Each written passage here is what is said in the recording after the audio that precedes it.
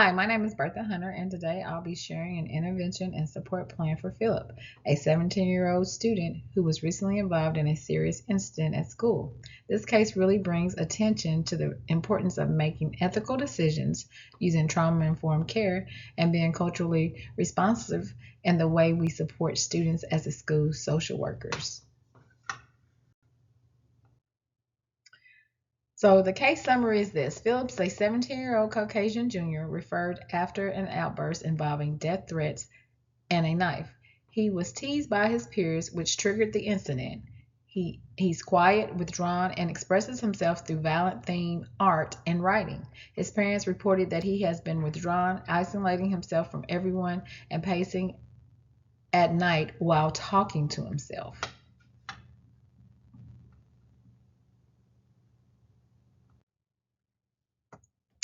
So let's talk about the systems and natural support. Of course, you have the school, the child, the community, and the parents.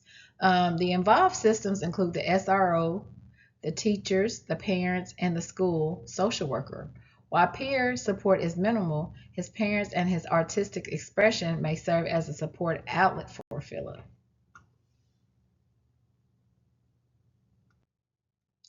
So let's talk about cultural considerations for Philip. Philip's dress and demeanor may lead to stereotyping, as we know. We must avoid bias and ensure cultural awareness, and by respecting his self expression and understanding the role of stigma in mental health disclosure.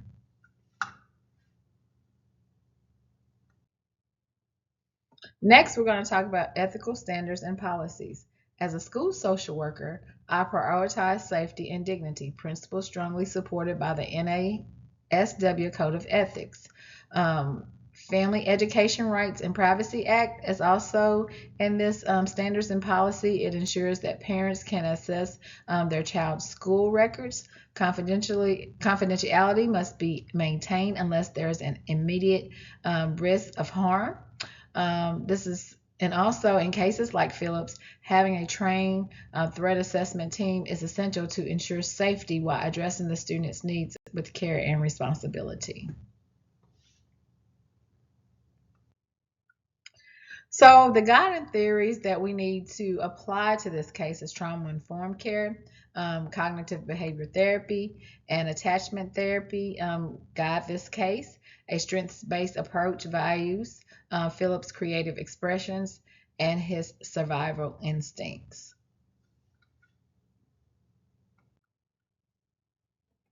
So let's talk about the assessment findings. Philip's behavior suggests emotional dysregulation, social withdrawal, and trouble with self-regulations. The key things to explore include any trauma he may have experienced at school or in his past, as well as his home environment. It would be helpful to get input from his teachers also and a doctor to get a fuller picture of his emotional and behavior needs. So really, Philip needs all those assessments to so the social worker can get him back to his regular self and to get him back into a healthy state mentally.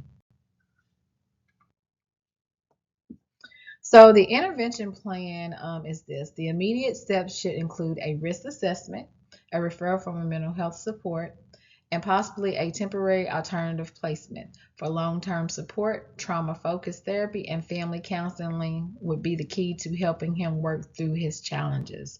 All those things are needed, not only for Philip, but his family to help them process the situation that Philip is in as well.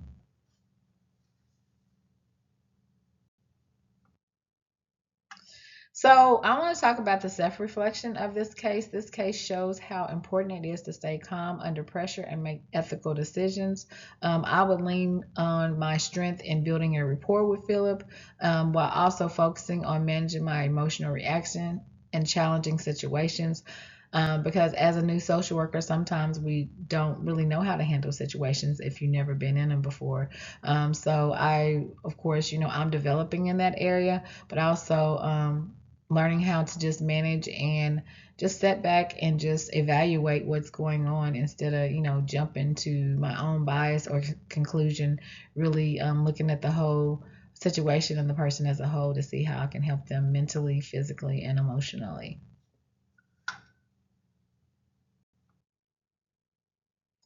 So the conclusion is this: Phillip's case highlights school social workers' critical role in responding to crisis and providing long-term support. Thank you for listening.